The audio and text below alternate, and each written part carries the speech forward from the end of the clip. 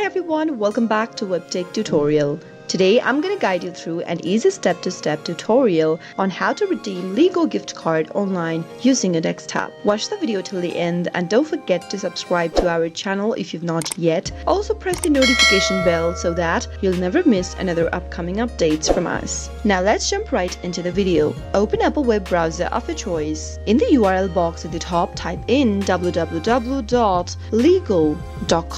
and press enter on your keyboard. You'll end up in the official web page of Lego. Here from this page, you should go ahead and log into your account first in order to redeem your gift card. Click on the account button in the top right hand corner and click the sign in button in the pop-up. Enter your username followed by your password and log into your account. Soon after you're logged into your account, in order to redeem a gift card, you'll need to buy a product online and use the gift card as a method of payment during checking out. Here, let me go ahead and choose a random item and click on Add to Bag. First, select a product and add it on your shopping bag and click on View My Bag. Now, after everything's okay and you would like to check out, simply click on Checkout Securely button on the right hand side of the screen. You'll need to enter your shipping address information and your contact information on this page.